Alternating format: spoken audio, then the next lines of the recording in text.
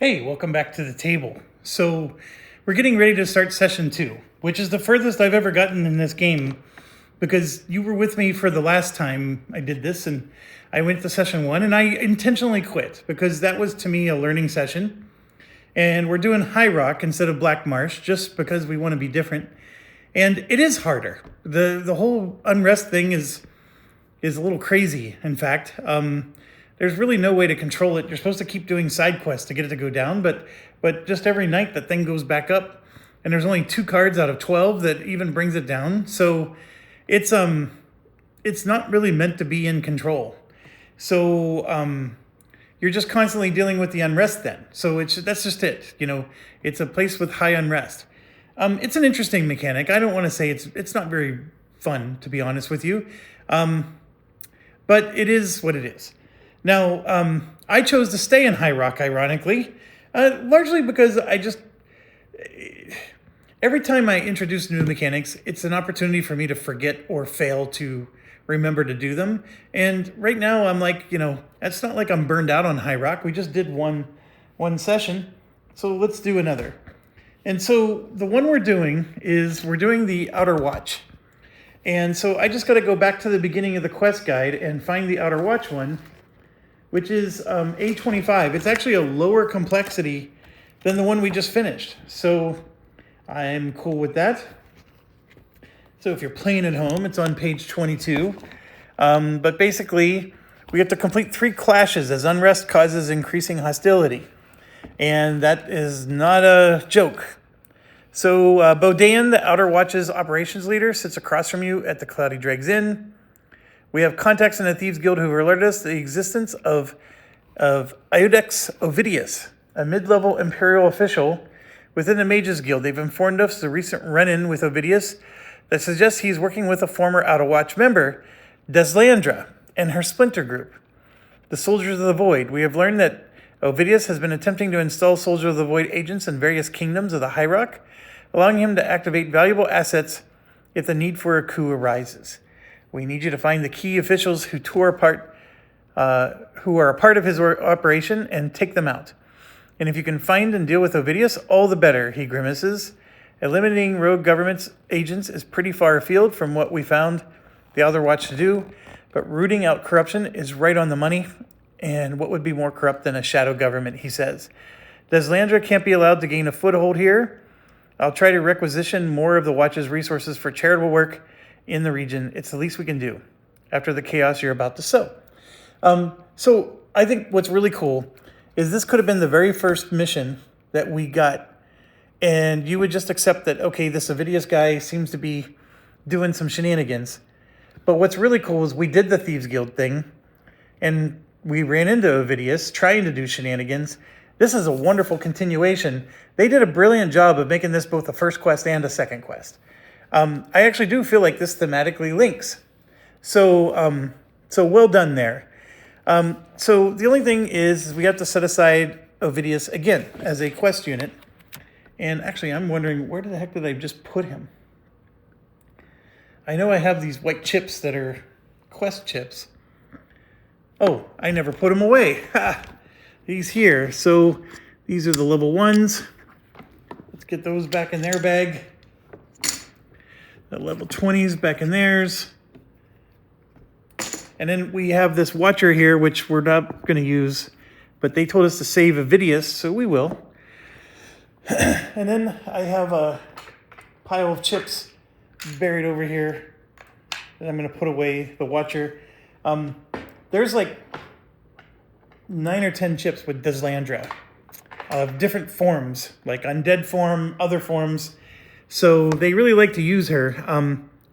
I'm wondering if we're going to end up pulling her out at some point here. But so special setup instructions. We set him aside. Our quest objective: successfully defeat at least 2 rogue government agents by traveling to Camlorn, Evermore, North Point, or Orsinium, taking a group town action to initiate the clash laid out in Setup A, recommended by Day 9. You may not initiate the clash in the same town twice. So that means we have to do this in 2 different towns. After initiating clash, log it in your campaign journal and note whether it was successful. When setting up a clash, before calculating EP, increase unrest by 1, then decrease the calculated EP by the current unrest to a minimum of 1. Depending on the town where the battle is taking place, deploy the following enemy. So we're going to get either a leech, a usurper, necromancer, or warlord.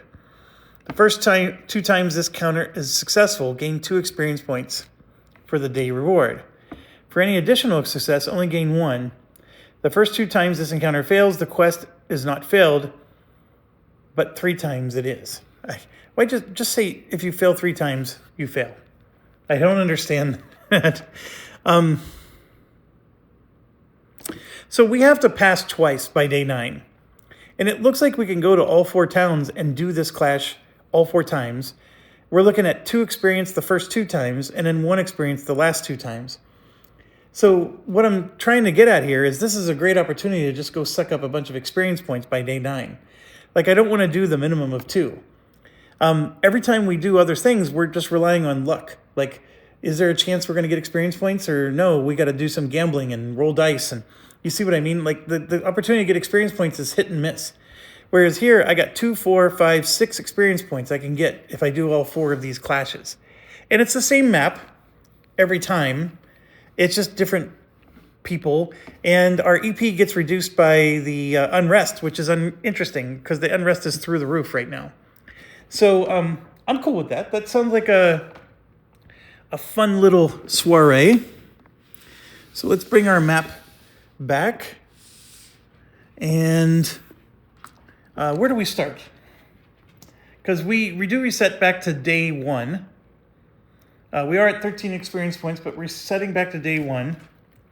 And our starting location is Wayrest, which is ironically exactly where we are. So we always have to do a town action to start our mission. So we have until day 9 to do this at least twice. I'm going to open up Wayrest here.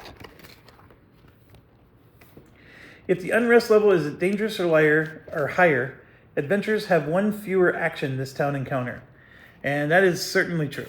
So I don't know if the unrest actually resets for something like this. It doesn't say.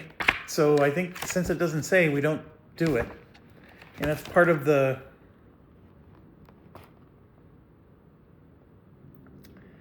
Yeah, I'm just looking real quick. Nope, we're good. Okay, so there are 3 common items. And bear in mind, I did lose some items because we had to lose all of our glyphs. But we do have a lot of items currently in our inventory. So these are the common items. We have an elk here that if you would gain fatigue, you may instead place a hit point chip on this to avoid it. This one, when you would gain a status die, you can instead place a hit point chip and a pork sausage. And then we have 2 legendary items. We have a potion of heroism and another stupid glyph. Enchant Adventure ignores the effects of Bane, Fear, and Maim status on their cooldown track. Okay, that could be handy. Because if you get a Maim or something like that, you could use that. The only reason why it's not handy is because the person carrying it can't... actually, he can. He can enchant any adventure. Okay, so that actually is a good item to carry around. I would have, maybe my mage carry that. And then we have 5 trainers. And the only thing I was really looking for is I was hoping to get the cleric, the light ability, so we can... And, oh man, I have a component issue. Hold on.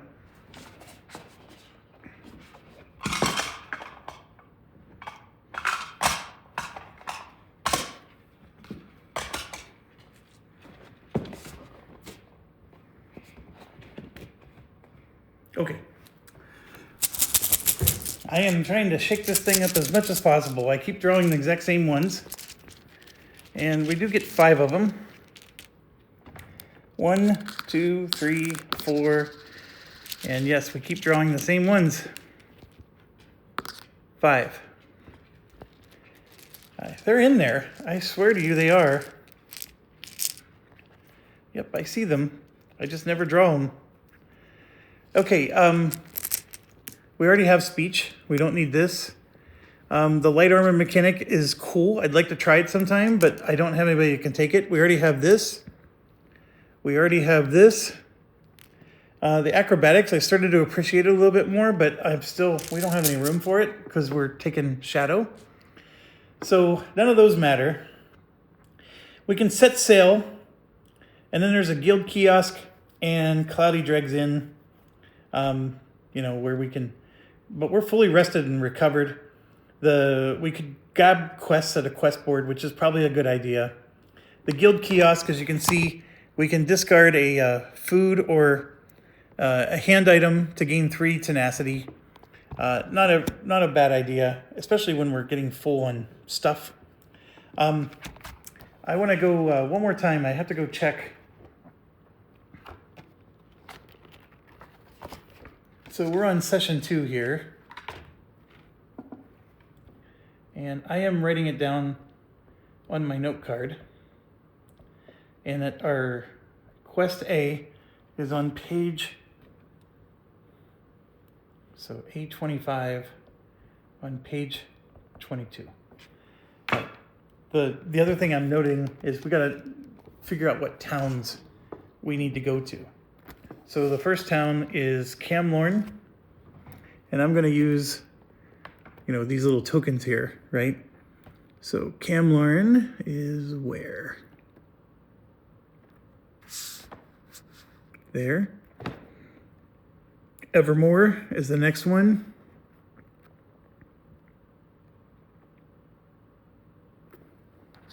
There. North Point. There. And Orsinium.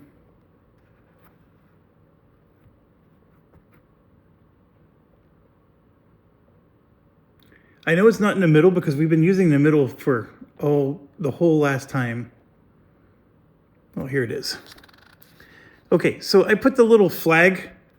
Actually, I'm going to put the little scroll on Orsinium because that's a level 20. And then we'll use the other scroll on Camlorn, which is this one here. So the scrolls are the level 20 enemies. And then these two with the arrows are the level 10 enemies. So I have 9 days to try to do all 4 of those. I have to do a minimum of 2. I really do like these. This is actually a fun quest to do. But now getting back to our regular scheduled programming, we only have 4 actions here because each character can only go once. And I actually do like this glyph of disease resistance, so I will take that with the mage. And the mage right now has 3 items in hand. Also has these 3 items, right? And we can put one of them in hand as well. This one's a healing potion. We'll do that. All right, so that's 1. I think I should get some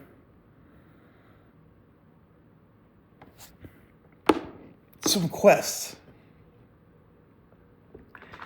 So now this does cost an action to do. And we do have like food items and whatnot. This one, gain an over fatigue to defeat a level 5 enemy. Not a big fan. I'm not a fan of any of these. I would just take them because I want, I just want stuff to throw away. This guy has 3 items. Our one-hander has 3 items. Our rogue has 4 items. And I'm talking about like beyond the 4 that they have equipped, like in their backpack. This is 3 out of 4, 3 out of 4. The rogue is, or the bow guy is full. And then the mage is 2 out of 4. So actually, I'm not going to take any more of these items. We're going to discard all of them. And we don't care about this either. And we're going to do, we're just going to grab 3 quests. So yeah, I will dismiss all these items. The quests are decent in this game.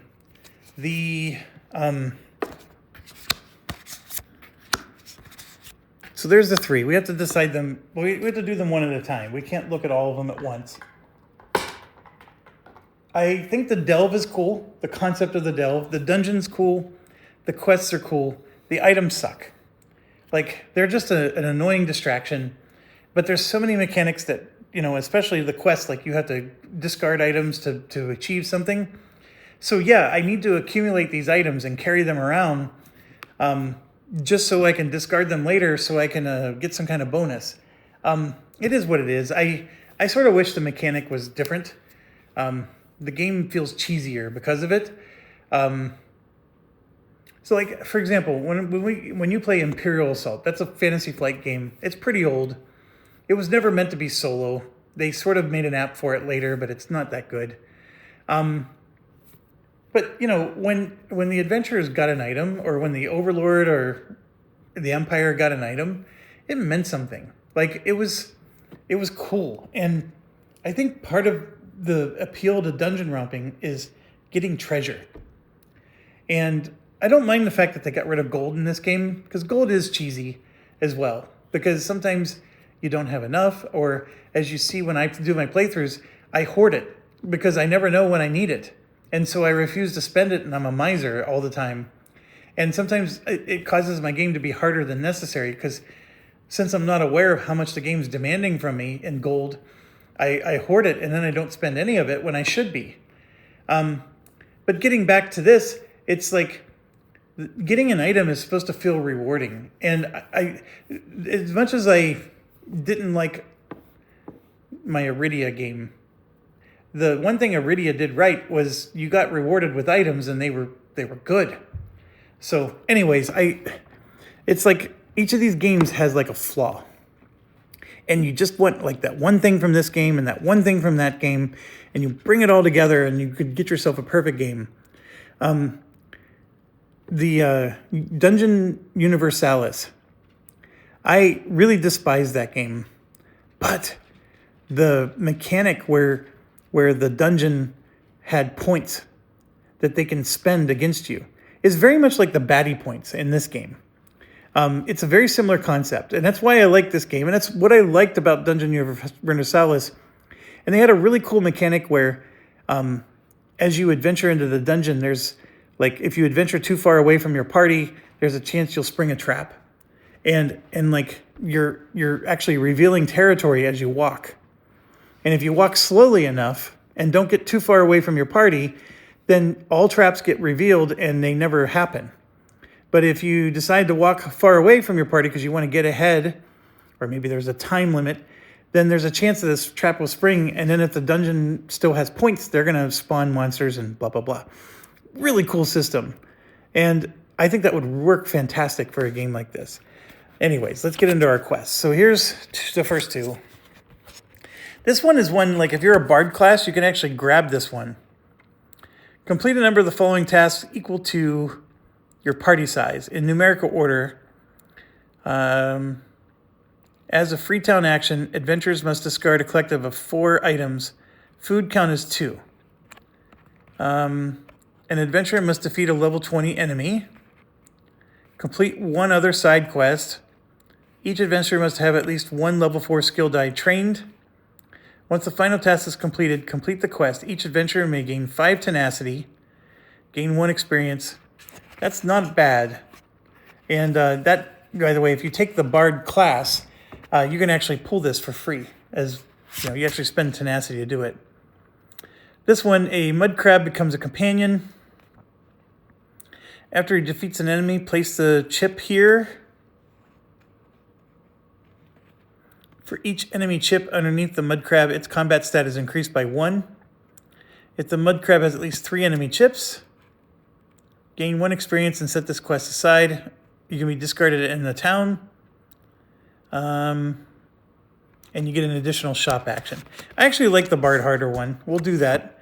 And the first thing I want to check, though, is do I have 4 points of items? Because that's a Freetown action. We're in a town right now. So we're going to do that.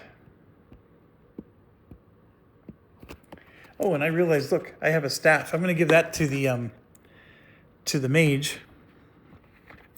And the mage is just going to turn the wolf pelt over. And right here, there's 2 food items. I'm going to get rid of both of these food items. And that's the 4 points. So the first part of the crab quest is done.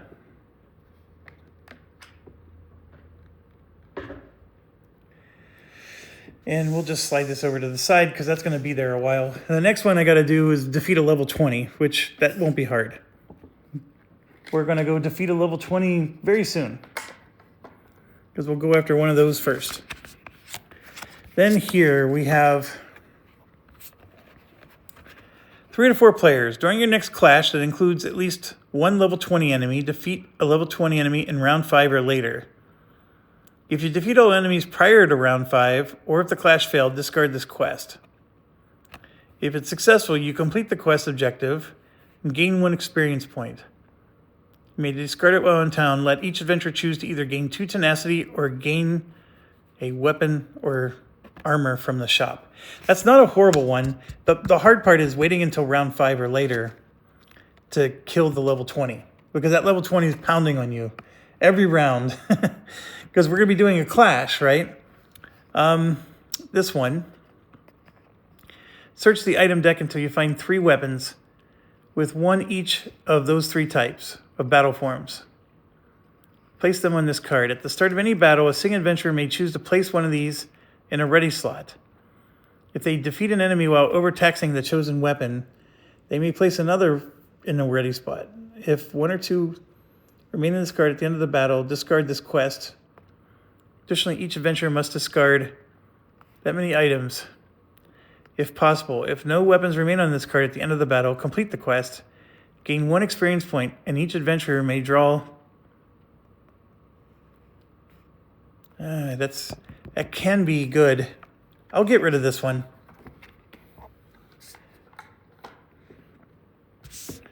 All right, so we got that one. And then we have our last one here. During the next delve, each delve tile is revealed and enemies are deployed. And we have rats.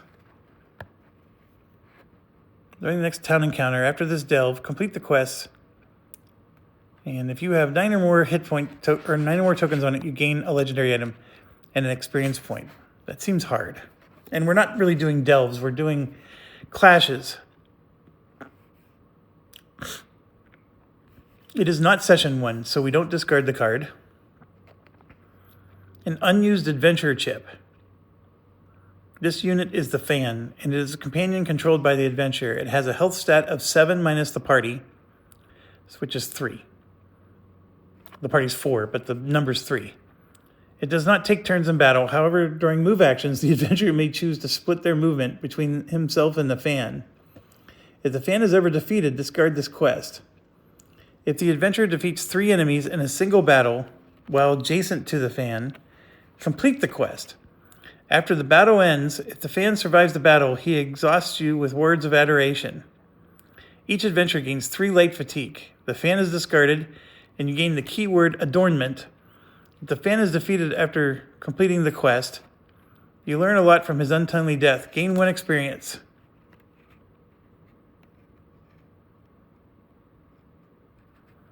Okay, so this is the problem with if statements.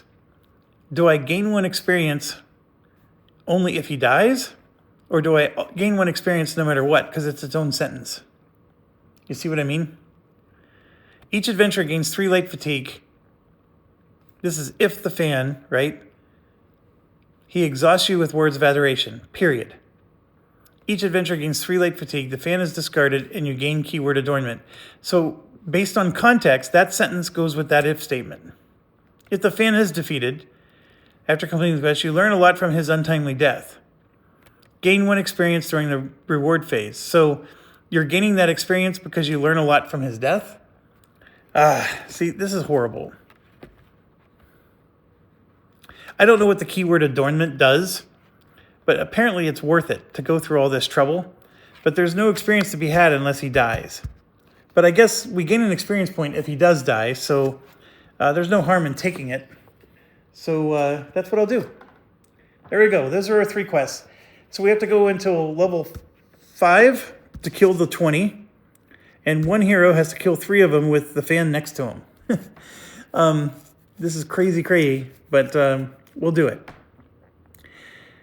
Okay, so that brings us to the end of our day. We are now on day 2.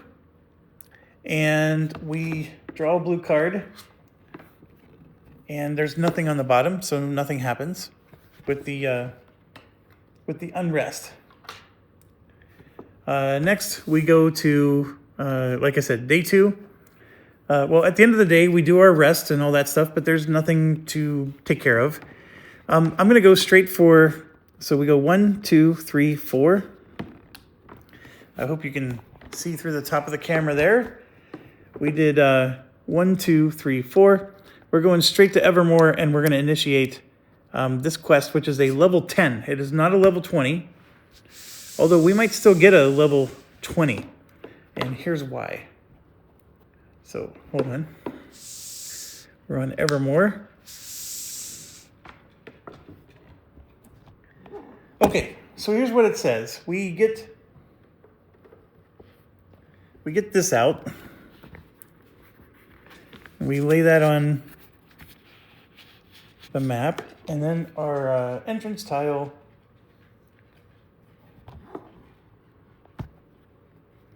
I'm going to slide this map over. The entrance tile is right here, like that. So we can orient this a little better. Move the entrance tile over to there. So if I have this guy in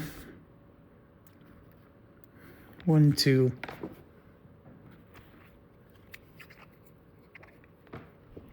3, and 4.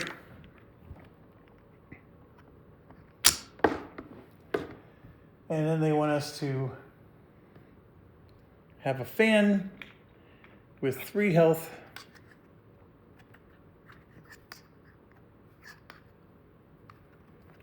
I'll make it a groupie. It goes there, right? So that's the first thing we do. The next thing it says,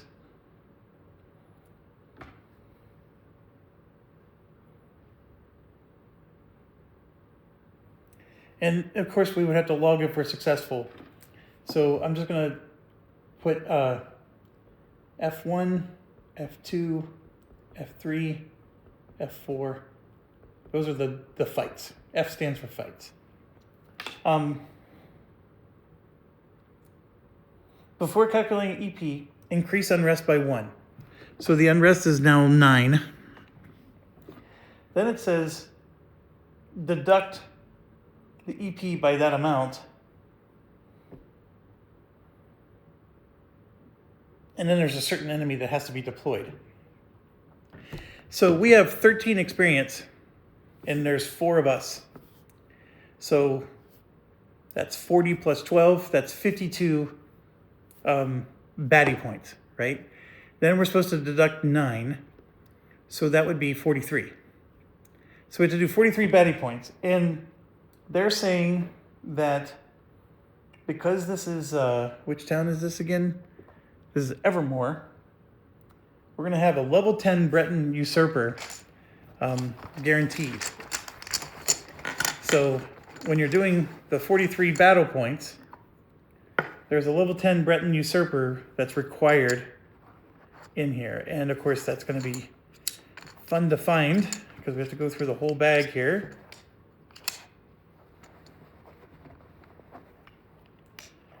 It's never the first 3 that I pull out, is it? I got a Goblin Butcher, Scamps, Orc Wizard, a Bull Mammoth, a Titan, Imperial Enforcer, a Giant, a Bone Lord, Red Guard,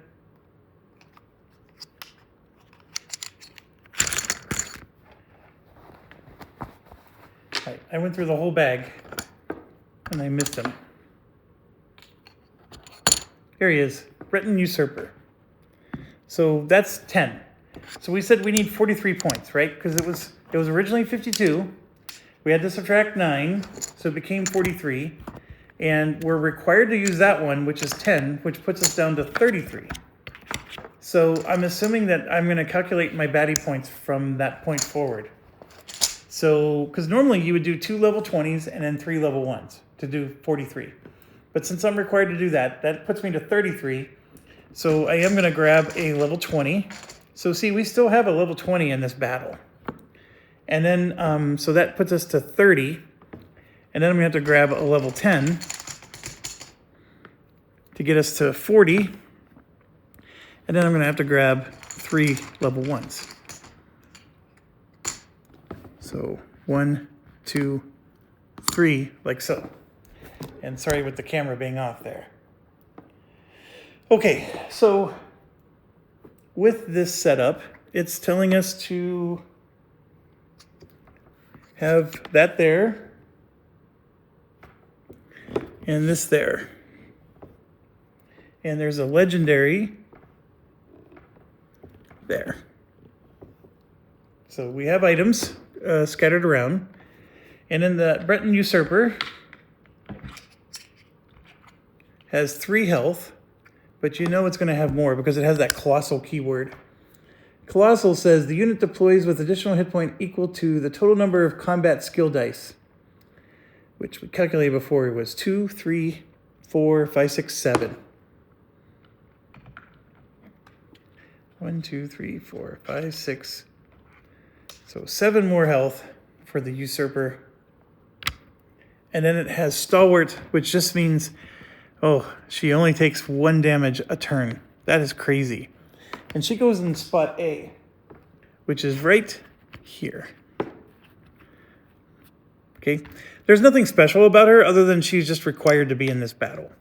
So then we have the Deadeye, which is the level 20 that we need to keep alive for how many rounds? So 5 health for him. And this is going to be really hard because he starts right here. And he has 6 range. So if I don't get my Arcana die on him that causes him to only be able to hit what's next to him, that guy's going to be a real problem. And he has Detection and Vine Snare. Detection is he ignores stealth. And Vine Snare, I'm sure he probably makes it so people can't move. After it's engaged, the target must drain 1 available combat die. Oh, that's interesting. I would not have expected that to be Vine Snare. Okay, and then the next one is also a level 10.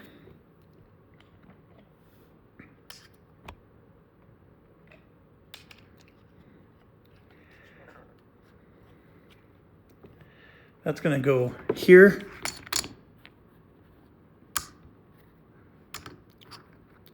So far, I'm not concerned about the enemies as much as the quest is going to make me be cute, and I have to let this person stay alive. And look at it. He rolls 4 combat dice. He's going to do massive damage. He has to stay alive for 5 rounds.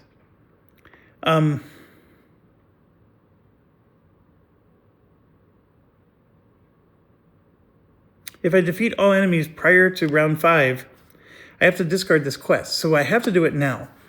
And I did verify on Board Game Geek, I can't choose when to do a quest. Like I could say, hey, I'm not going to do it for this battle. That's not the way it works. So this is the round I have to do this.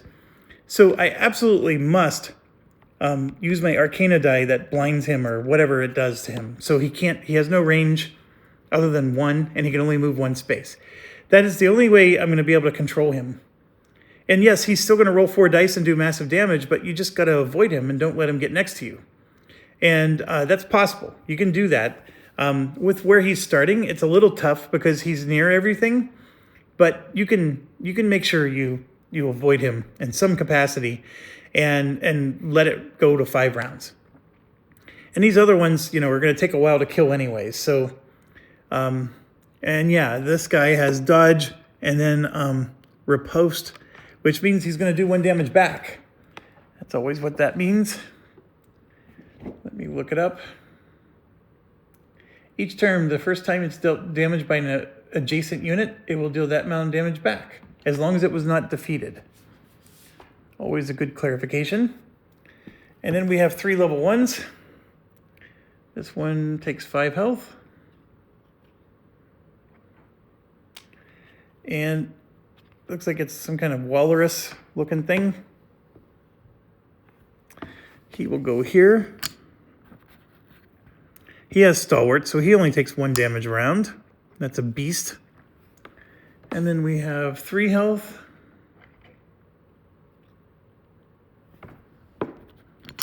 Goes to Guar. He's colossal, which means he gets 7 more.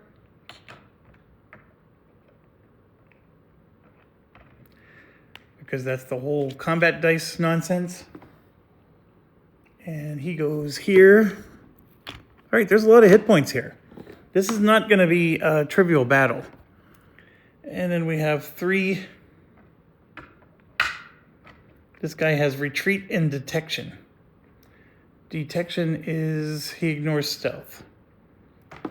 And he goes here. All right, that's these are not trivial things. So yes, I do want my mage to hopefully blind him. But if my mage doesn't, I feel like my mage needs to go first. I have 1, 2, 3, 4 range, and I can make the mage go first. And I know it's strange, but I'm actually going to do that. So mage is going to go first, and she has 1 crux because we're on a new session. So I wanted to point that out. And yeah, I want to use my I want to use these dice, and I need to roll this. This is the magical thing. So I can do that, and then I can even try to damage it. It has 3 armor, which is not all that fantastic. And then I'm going to roll this with it.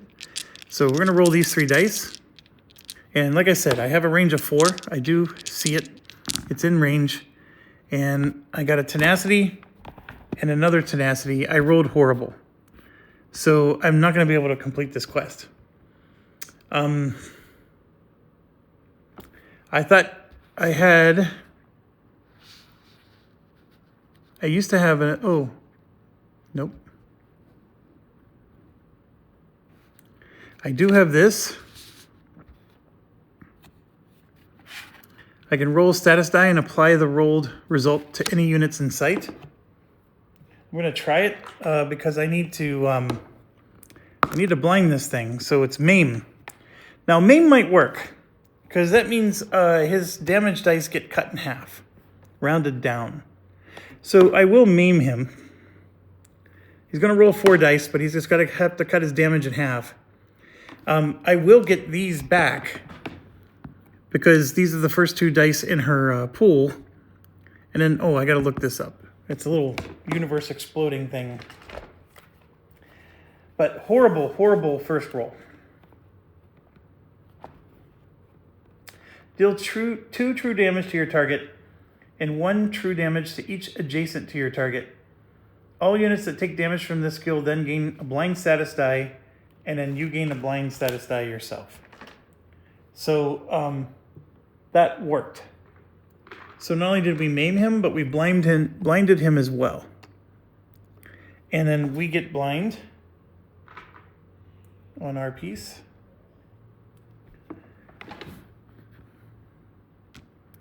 All right, and then I'm going to look up blind real quick. All units to be opposing units. If this unit engages, it only targets the strongest adjacent unit. So I got to get away from her because then she's going to attack me. And it doesn't go away. So that guy, as long as you're not adjacent to him, he's going to attack whatever's adjacent to him. This is fantastic. We got what we wanted, even though it was a different way of getting it. And yeah, she did her job. Now, knowing that, the reason why she went first was because it was important to know I didn't actually need to do this, so I could take the maim away. Because I would have known the outcome of the other thing first. Yeah, I'm not going to do it. I'm going to take the maim away, but he's blinded. And that's all we need. Just don't stand next to him. That's the key thing. Okay, and then I gotta not stand next to her until she gets her dice back. And it's gonna be a couple rounds, just so you see. She only gets 2 dice back a round. But yeah, we're good to go there. So this next part, I have to do a little bit of a retcon, because since I'm doing a different turn order than I normally do, I can't allow myself to be blocked in. So having this guy in the back was not a smart move. And so I have to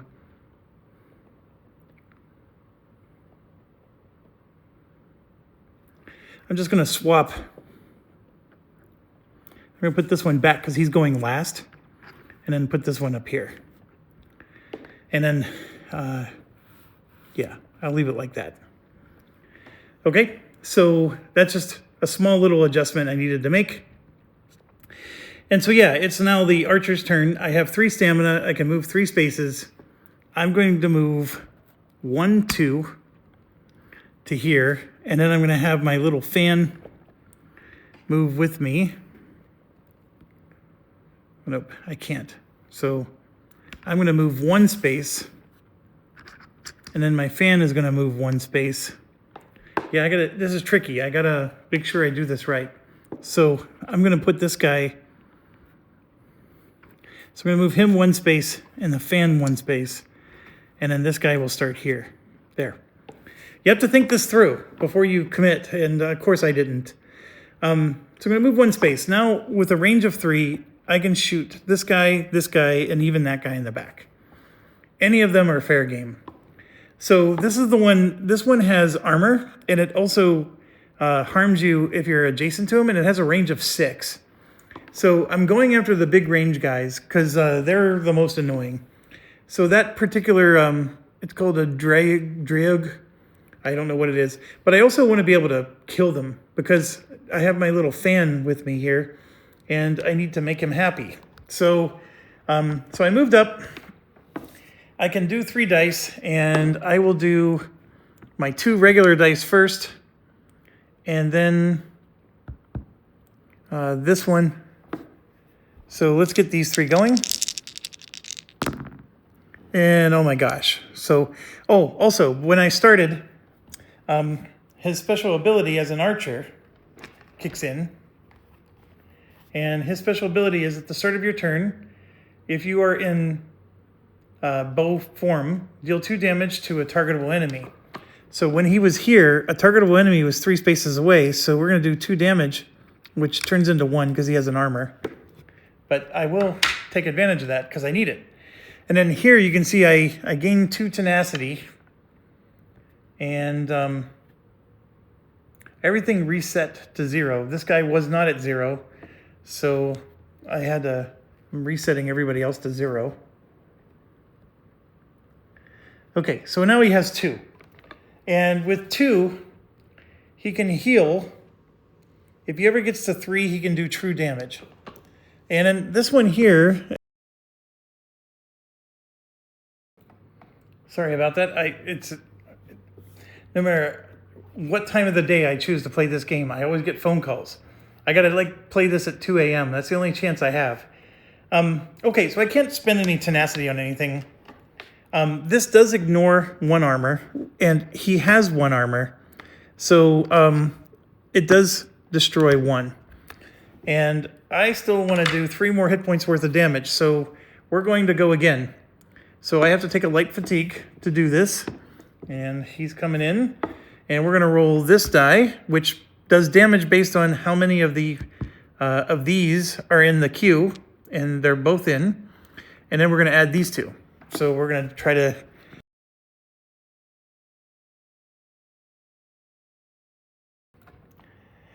Okay, so we're going to roll these 3 dice.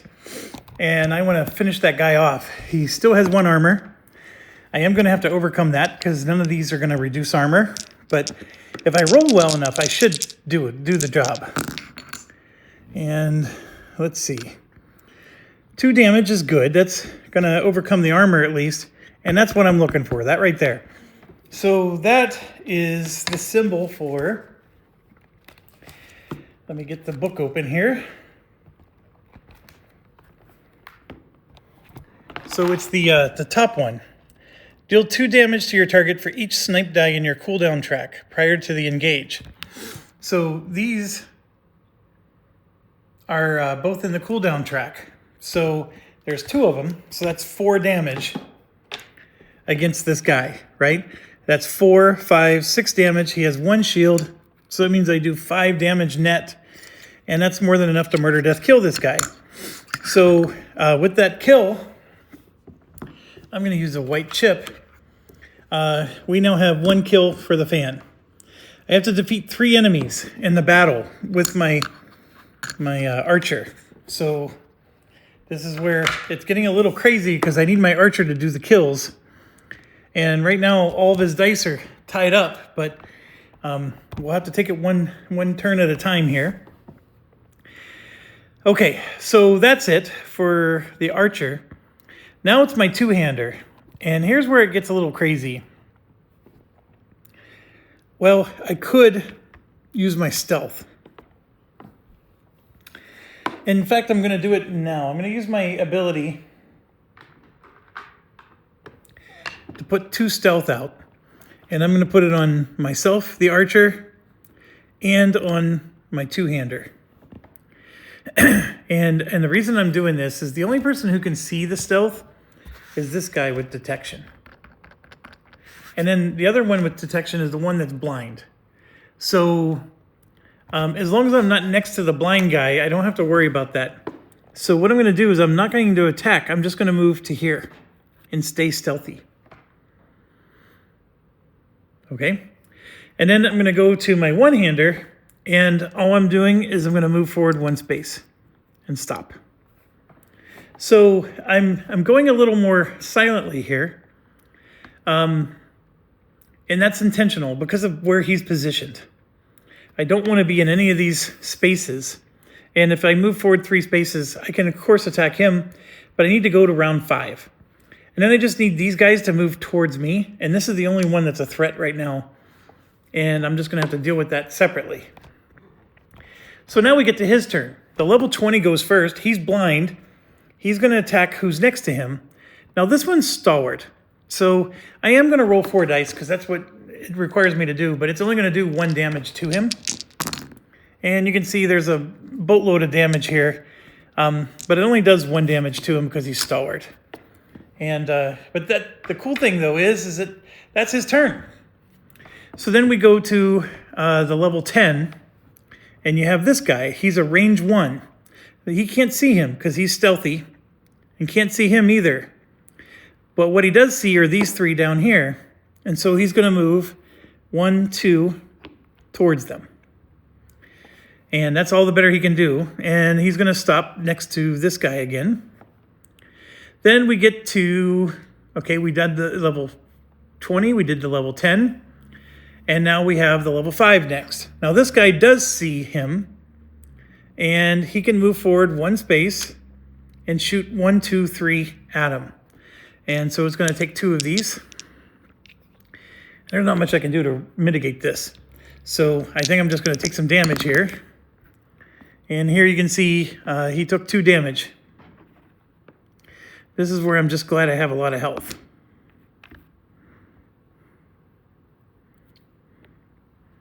So 2 damage to the archer. Then we go to the level 1s. We'll start with this guy. And again, this is not his enemy, but he will try to go around because that's the only pathway open to him. And same with this one. Like, I don't know what to do because, like, technically he doesn't see him. So he wants to move 2 forward and he thinks this space is empty. So do I move him forward just 1 space and then stop because he can't go any further? Or do I do the weird game where he moves 2 this way? I don't know what the right answer is to that question. That's where stealth gets a little wonky. Now I'm going to look up stealth again. It says, the unit can only be targeted by opposing units that were adjacent at the start of the turn. After this unit deals damage, the die is removed.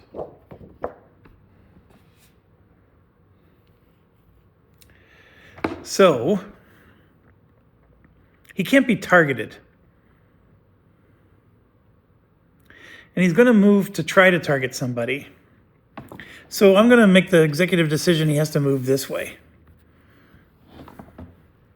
So even though he can't be targeted, he knows something is there. I think that's the better way to look at it. All right, the stealth dice don't go away until they actually attack. So we would be starting with the mage again. We're on round 2. Remember, we're going to go all the way to 5. So we're on round 2 here, and the mage is going to get these 2 dice back. And we get to roll some dice, and I think I'm going to roll against the colossal guy. So 1, 2, 3, 4. This guy here. He's colossal. So we're going to roll these 2 and these 2, because we get to roll 4 dice. She has 0 tenacity. She does have the ability to pull that archer back and heal him. That is something I can do, but I'm not going to do it yet.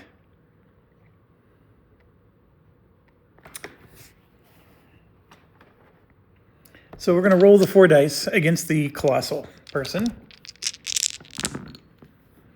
So we once again get 2 more tenacity.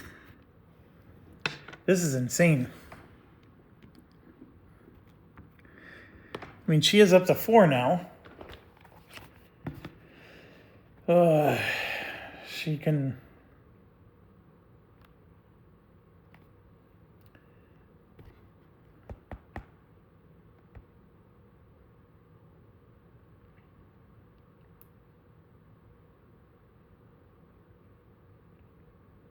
So when any enemy with the... okay, that's a beast. So if any enemy with the Phaedra, which is the demon-looking symbol, there's none of those in this game. If any of those die, she gets a cross, because she's a master now. So she doesn't have to be the one that actually does the killing. Then we have this. So I just put this away. So I think the first one is damage. It's 2 damage to the target. And then the tuning fork looking thing is deal 4 damage to the target and 1 true damage to any one adventurer. So that's 6 total damage. Well, and that's the crazy thing. This guy can only take 1. It's stalwart. And I'll look, I think it's for any source. Yep, cannot lose more than 1. So I really did overkill on that. All right, so 1 true damage to somebody else. I'm just trying to decide like who that should be.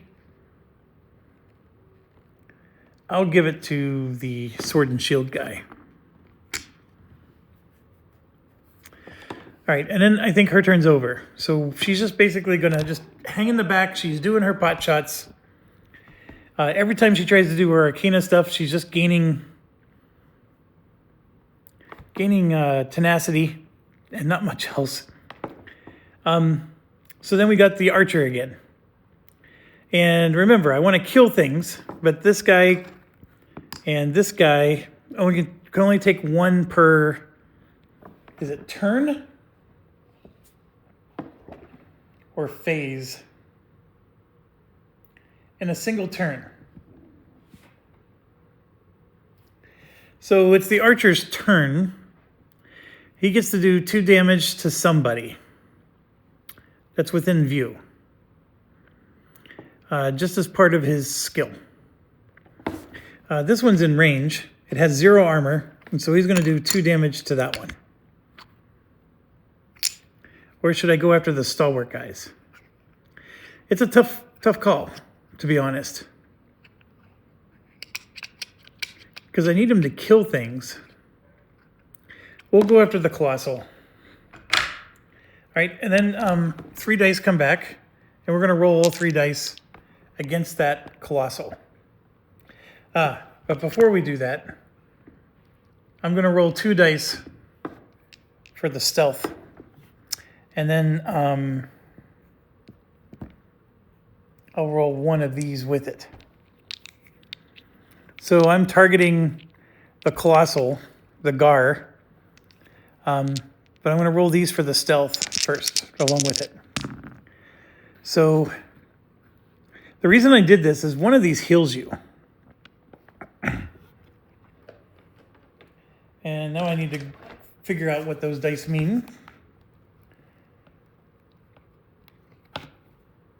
So this one here, if I would have rolled the tree, that would have healed me for every stealth. But this one is remove 2 light fatigue from your cooldown track for each unit affected by a stealth status die. Well, I only have 1, but I'll remove it. I'm happy to remove it. And that's all these do for me. I do gain a tenacity for it, which puts me up to 3. And then this here is the 50-50 die. So I'm going to, this lets me bane people, and I'm going to for sure pick the stalwart ones because we need to do extra damage to them. So the way this works is if I roll a 7 or more, they get baned. We're going to do this one, and it failed. We're going to do the big guy. That one passed. So that's the bleed symbol. So on their turn, they will lose 1 damage. And then for the third one, I'm going to choose this guy back here. And I rolled a 7. So the guy on the back also bleeding. All right, so that's done. We got 2 out of the 3. Actually, let me make sure. Does it have to be in range? Because I may not have been able to. I may have to put the Bane on this guy instead. And that's fine if I do. Oh. Select 3 targetable enemies. Okay, yep, it's targetable. That's 1 out of my range, so I'll put it on him. Okay, I could have, you know what? I'm going to put it on him. There's enough rounds left. That works perfectly. Okay, so by doing the attack, I lose my stealth die. And then I am going to take a light fatigue and roll these against that Gar, although it's not gonna work. So maybe I should go against somebody else, but yeah, I'm gonna go ahead and just choose the Gar. And I got 3 damage. It removes 2 armor, but he had no armor in the first place. And it's just not enough damage to overcome all the hit points. Now, I do have 3 tenacity. So I do have the ability for 2 tenacity. Heal for hit points equal to the number of enemies within your range. So I'm going to spend 2 tenacity and heal my 2 health back up. I could have spent 3 to do 2 true damage to somebody, but healing is better. So there you have it. I healed back up. Let me get the camera a little bit closer. All right, now it's the two-hander's turn. So he is in stealth. We will probably be leaving stealth here. But what I'm going to do is I'm going to move 1, 2, 3, and we're going to kill this jerk. Because that jerk is a jerk. And I'm going to take the 2 dice and a combat die. We're going to roll these 3 against him. And I wasn't expecting this, but that does give him 1 tenacity. And I think this one is probably 4 damage, but we'll look it up. This is 1 damage. The guy has 0 armor. So first off,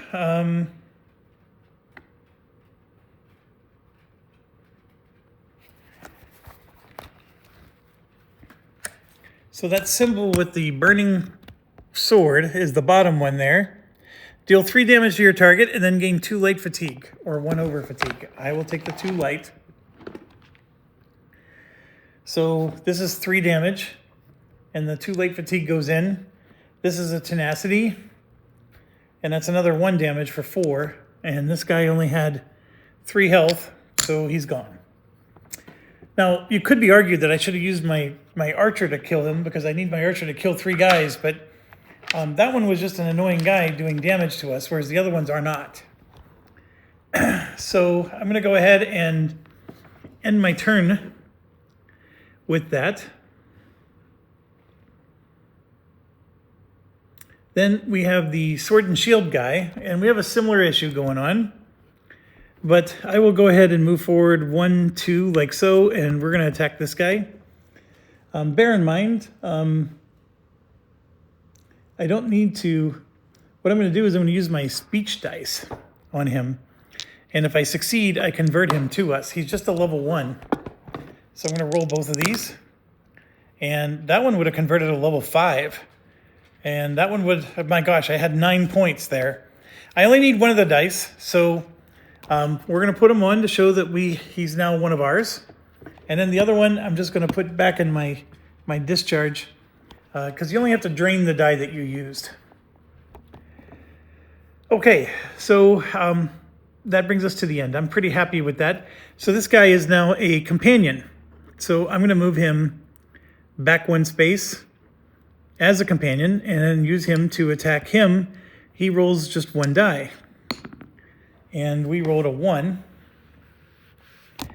And this guy has 0 armor, so we just take another health off. Like so. Then we have their turn starts. So we start with this guy who's got bleed, or bane. And so he loses 1. And remember, he's blind, so he gets to attack somebody next to him. And so he's going to attack this one. And so we're going to roll 4 dice. I don't need to. I just need to... I mean, I rolled it off camera here, but all I needed was 1 single hit. Take him down 1.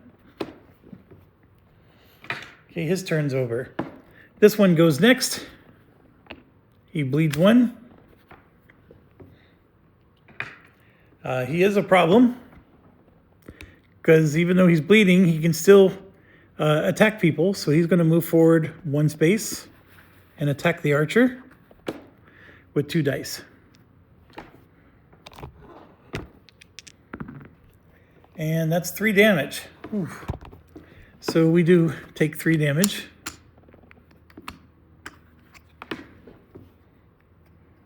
From that. Then we have this guy who will attack him because he's controlled by us. And he will roll 2 dice. We just needed 1 of them to hit. No armor, but he has stalwart.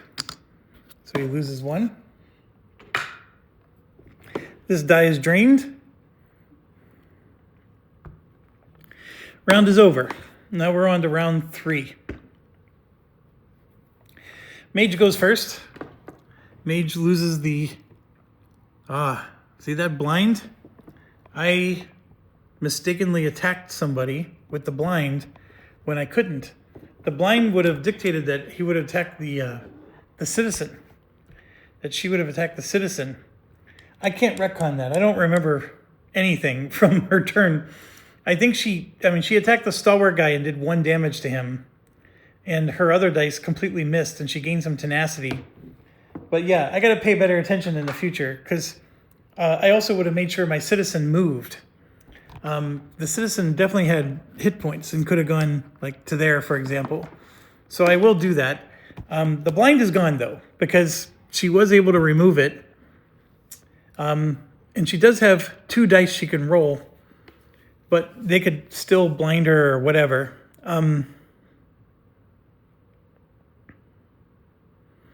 What is she going to do? So she's going to use her once per game ability to bring this back to here and heal him by 3. So we're for sure going to get him healed. And then move him away from the enemy, like so. Also, the Nord, I need to check something with the Nord. I believe he has a healing ability too with his tenacity. So let me check that. So he has the ability, if he ever gets a status die, he can give it to somebody else. If there's only 1 enemy within 3 of you, he does damage. That hasn't been the case.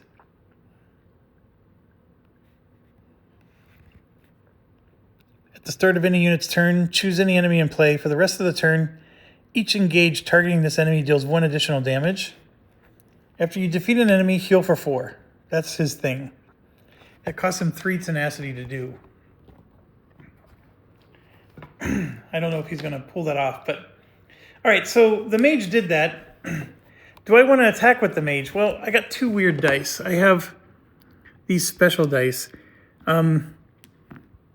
The key thing with the mage, though, is if I attack the guy that's stalwart, I can only do 1 damage to him. But I do need to do that because he is moving in and causing a ruckus among us. So go ahead. Yeah, we'll roll these. We're going against the stalwart guy. And I got the universe exploding again, which I think is going to blind him. And then, I don't know, this is some kind of hand thing. We'll look that up. So the universe exploding one, let's do with that one first. It's deal 2 true damage to the target and 1 to each unit adjacent to that target. And then all units that take damage from the skill then gain a blind status die, and then you're blinded as well. All right, so she's blinded again, which is why I need to not be next to her. But so is he, and that's the key thing. And that helps us immensely, because now we don't have to worry about him charging in on us. And yes, he does take 1 damage because of that. Then the other die with the hand, I'm going to look that up real quick. It's defeat a level 1 enemy. The problem is there is a level 1. There's 2 of them, in fact, but they're not in range. So I forgot. I shouldn't roll that die. So I'm going to put that die back. That's the one that I keep thinking I can just roll and see what happens, and it's a dumb move. So, yeah, I'll leave it be. And I know she's not doing too much, but I don't want her to at the moment. I mean, I want her to get Crux tokens if she kills things, but we're trying to do this stupid archer quest with the fan. And then, you know, last 5 turns. So there's a lot of, like, balancing act thing that we're doing here that I'm not doing the best of job. You know, I'm trying to, like, just linger because we're only on turn 3. We got to get through 2 more rounds here. So with the archer in the back, the fan is here. So I'm going to move the fan 1, 2, 3 like this. Because remember, the archer and the fan share their movement points. We're not moving the archer at all. And he automatically gets to do 2 damage to somebody that's in range. Well, I'm going to damage this one because it's a once per turn situation. And I'm also realizing instead of the fan doing that, the fan's going to move to here and the archer's going to move to here. So now I have these 2 in the archer range. So I'm going to go after this again. The archer does get 3 dice back. 1, 2, 3. Like so. And we're going to roll them the moment we get them. So here we go. That's 2 damage. I was not expecting this. The tenacity does put him back up to 2 tenacity. And yeah, we do 2 damage to the colossal, which is not enough to kill it. And that's unfortunate, because if I would have rolled anything else with that 1 die, I would have killed that colossal. So I'm looking at my archer situation. I do have a bow that I could have used with it. If your target is 3 more hexes away, set a combat skill die rolled with this engaged to 2 damage. That still wouldn't have killed it.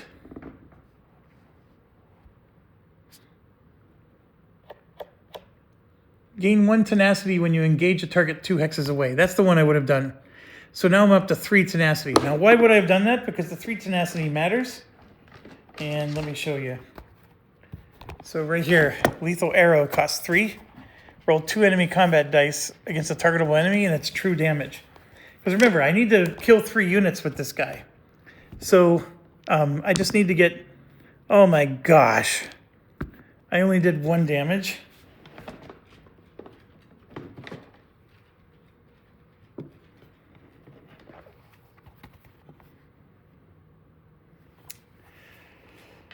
Oh, okay, I only did 1 damage. He's not dead. Tenacity's back to 0. All right, so then we have our two-hander. And I'm gonna go over here and let's get some items. So we're gonna try to unlock a legendary.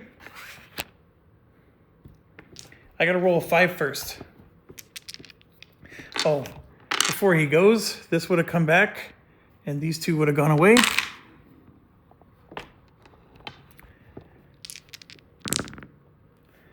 All right, I have a 6, so I'll take a light fatigue to make it into a 5. And then it's unlocked. So now I have 3 rolls to get a 3, 4, 6.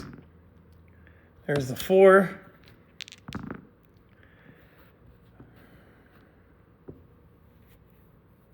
I'll just take the 2 light fatigue. Unlock it. It's a weapon. It's a magic weapon. You may take 1 true damage to move your target 2 hexes. Yeah, that's a horrible magic weapon, but he'll put it in his backpack.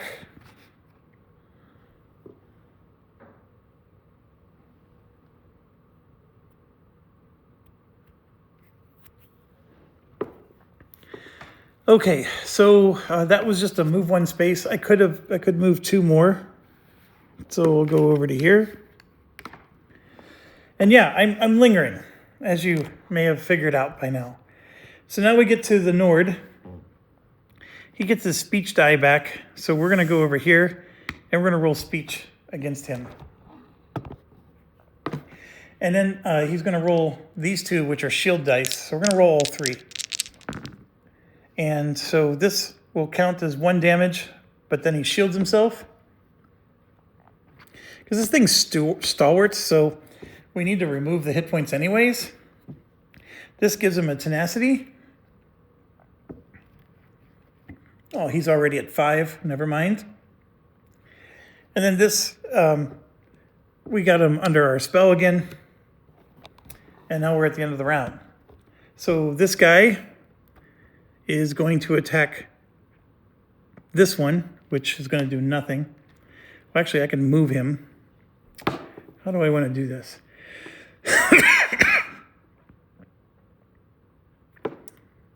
I'm going to move this guy to here. Yeah, we'll attack him, but it'll probably do nothing. See, that's 1 damage. He has 3 armor, so it does nothing. So his turn ends. But then what's going to happen is this guy's going to go. He takes 1 Bane, and he attacks somebody that's adjacent to him. So he's going to attack this one with 4 dice. And I just needed 1 of them to hit because he has 0 armor. And so that guy's down to 1 health. Okay, so his turn's over. This one's blind, but he will move towards me. And then this one does see things. And I am in his range here. So he's going to roll 2 dice. And that does 2 damage. We do block 1 of them with our die. But he does take another health point off. So he's lost 2 health so far. All right, so we go back to the mage. Mage is going to get her arcane dice back, and she can roll it. I think she's just going to take the dice back and call it a day. I don't think she's going to roll it at all. So we're going to do that. Then we get to the archer. Now, we have 2 dead bodies for... No, we don't have 2 dead bodies. We only have 1.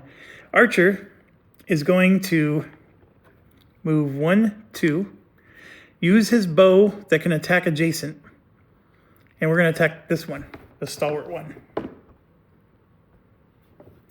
He gets 3 dice back. He gets 2 stealth dice, and then this one. Oh boy, he doesn't have any attack dice. This is insane.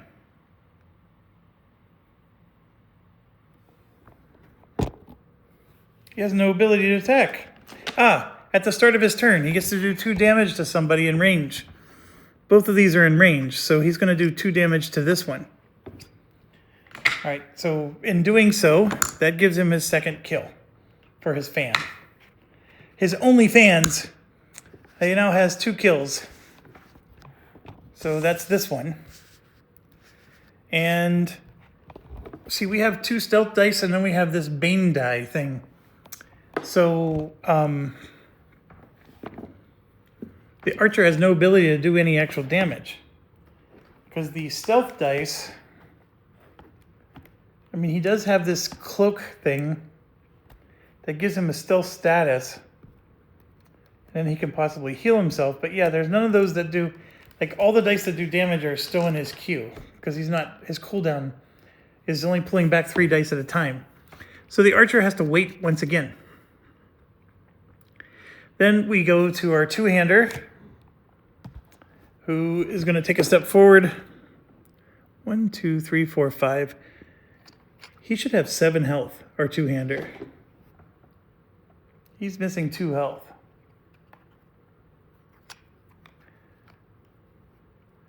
There we go. So he's going to go, let's get another item.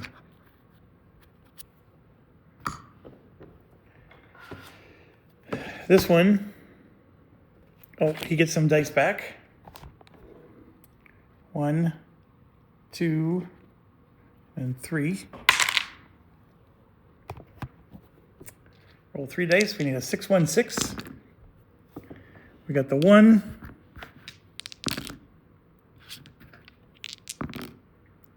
So I would have to take 4 light fatigue to get that item. I'm not. It actually looked like a good item. If you have a stealth die in your cooldown track, interesting. That's okay. So that was the 2-hander's turn, and now I got the 1-hander. Again, 5 tenacity.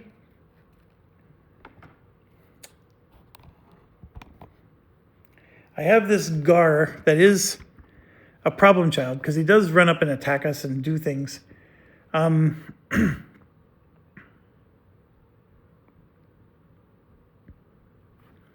going to move 1, 2, 3 and get this item, which is a 4, 1, 1.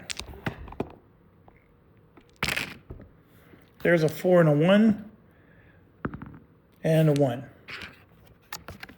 So we got a Crawdad Quiche. Adventurers may heal for a collective total of hit points equal to your tenacity, which is 5. He'll spend it right now. Why not? And then he gets his health back. So he's back up to full health. And then what he's going to do is he's going to shift into defensive stance. And we're going to roll all 3 of these dice for defense. And so he gets a tenacity, which he already has max tenacity. And now he has 2 shields of defense. And that's fine.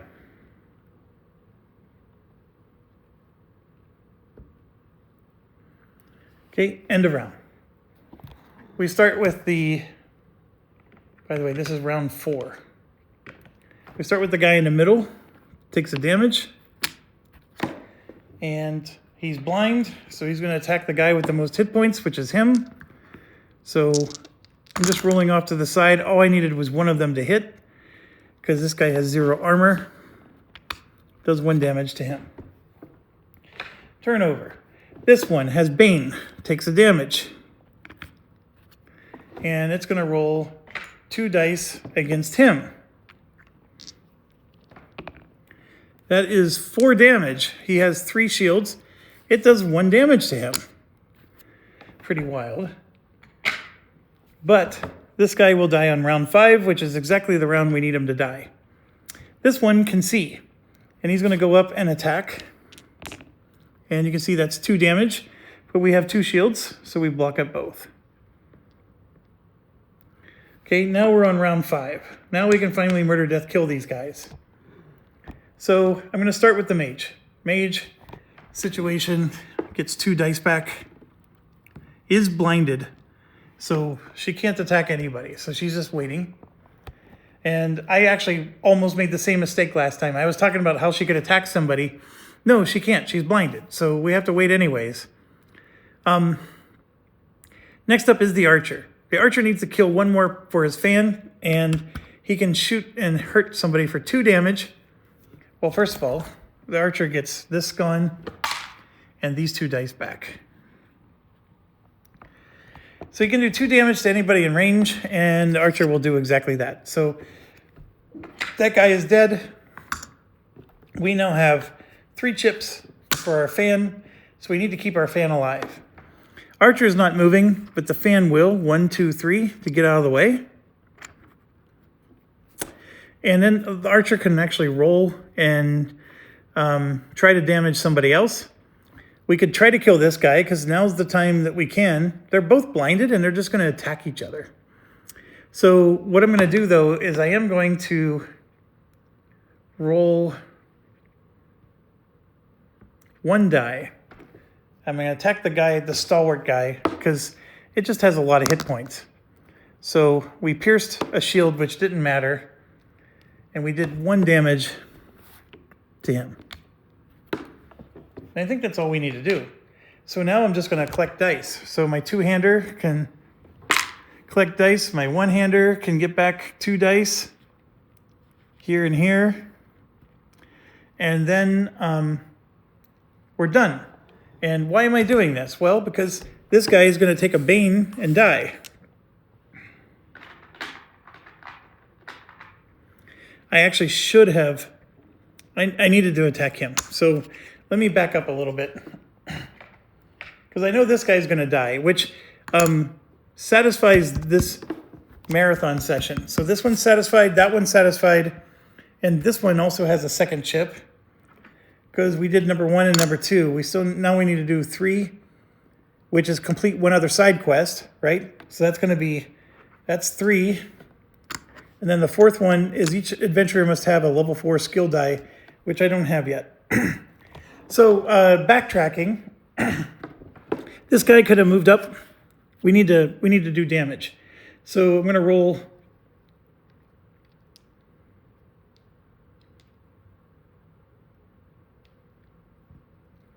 I'm going to roll these 2 dice against him.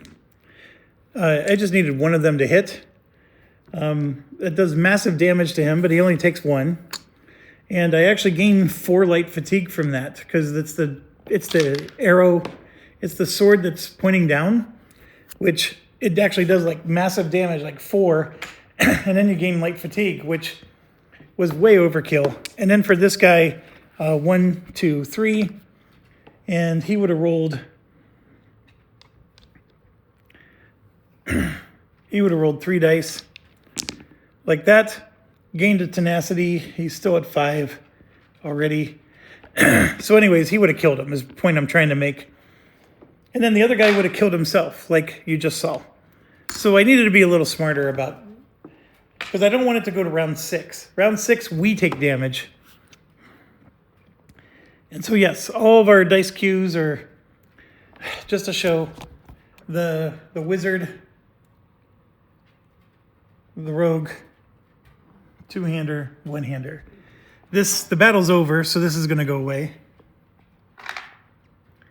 And we did it. We did everything we were supposed to do. We completed both of these quests. I mean, I know we have to hand them in or whatever. This one I complete right away, so that's why I put the 3rd chip on this one. You may now discard while in town.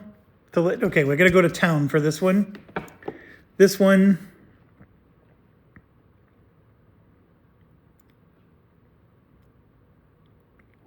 if the adventurer defeats 3 enemies,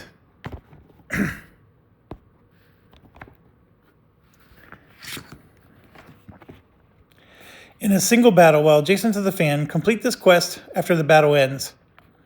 Each adventurer gains 3 light fatigue. The fan is discarded, and you gain the keyword adornment. So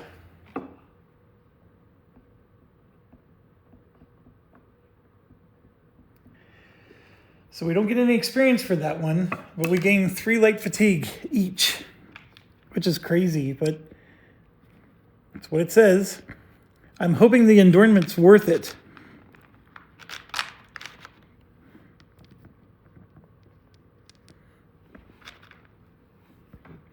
I'm just giving 3 light fatigue to everybody.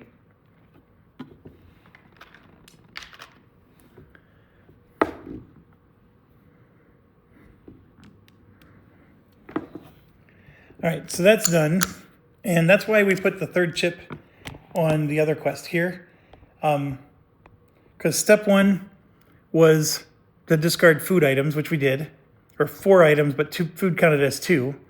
Step 2 was defeat a level 20 enemy, which accomplished this one and that one, both of them.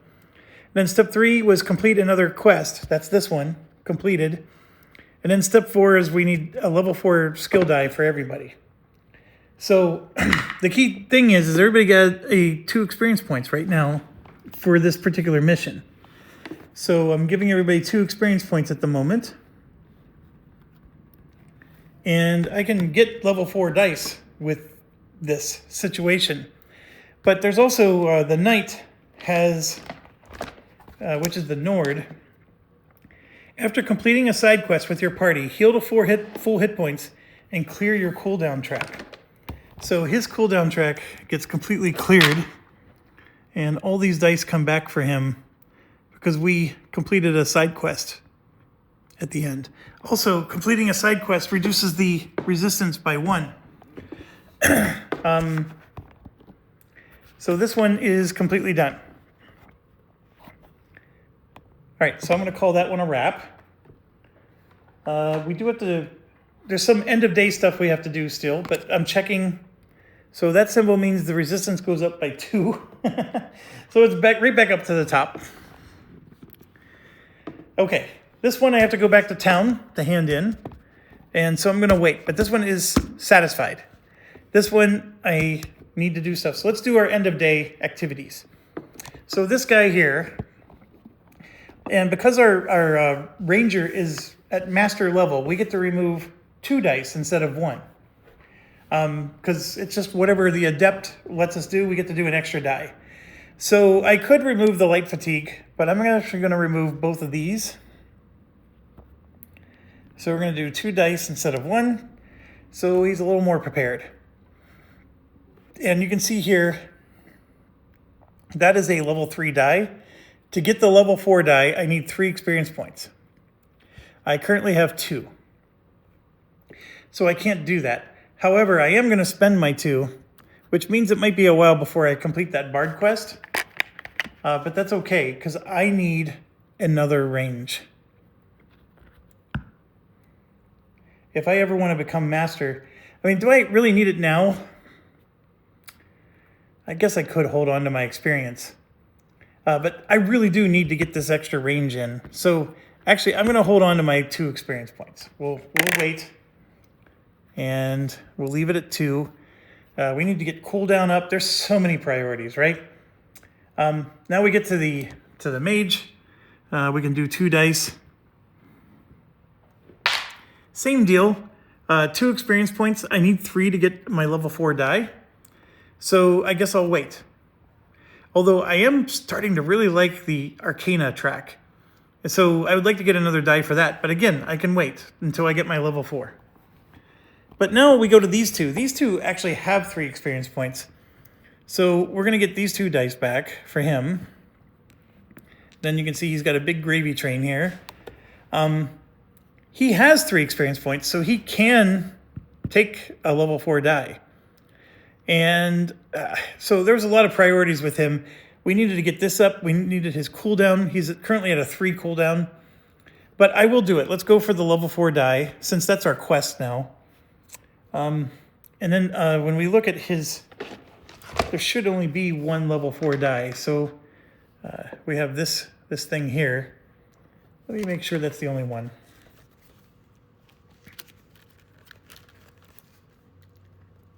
Nope, so that's the balanced blade, or we could do cleave. And cleave is deal damage to your target equal to your current hit point, which is why I kept trying to raise his hit points. We want the other one. We don't want the balanced blade. Here he is. We're going to do cleave. So I'm going to put that one there. Massive damage, the more hit points you get, of course. But that spent all of experience. And then the last guy, we got the same issue. This tenacity thing keeps popping out. I don't know why. But all of his dice are back. He has 3 experience, and that popped out as well. But we'll spend the 3 because he needs a... Oh gosh, he doesn't even have a level 3 die. So we'll spend 2 to get the level 3 die. And yeah. What is the level 3 die for him? We can do shield charge or defensive posture.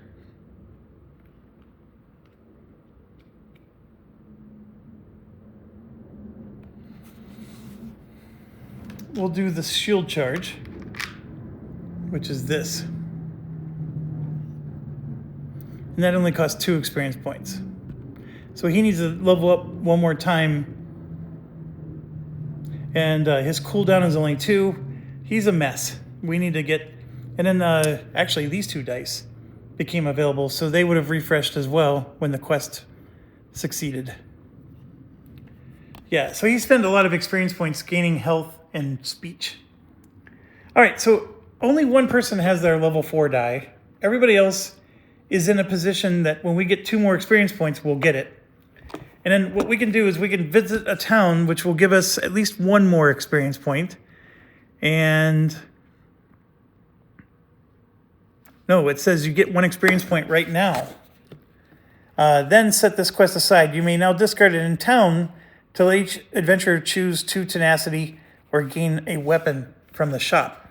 So we get the experience point right now. So these guys are at 3. So now I'm going to go down to 0 for both of these, and we'll get their level 4. Their level 4 shenanigans. So level 4 for the mage is...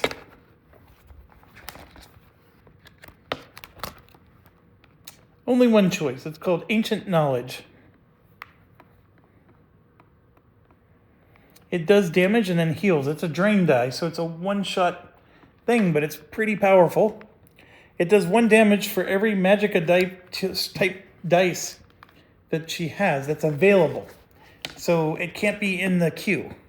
That's one thing to keep in mind. And then for the archer, there's a level 4 die for the archer. Where is it? It's this one. And this lets it target multiple enemies. Okay, so we now have 3 guys with level 4. This one has 1 experience, which I could spend for an armor or hold. I mean, the armor wouldn't be bad, especially when you get this nonsense going on, right? If you got an armor die all the way over here, that's protecting you from taking damage. I mean, that's the whole point of getting this. And there's some decent, it protects you, it's like 1 shield for as long as it's down here. It's very good. I just don't know if I want to, spend the experience now, or that's the dilemma, right? I mean, if I save my experience points and get more of these, then I do more and more damage.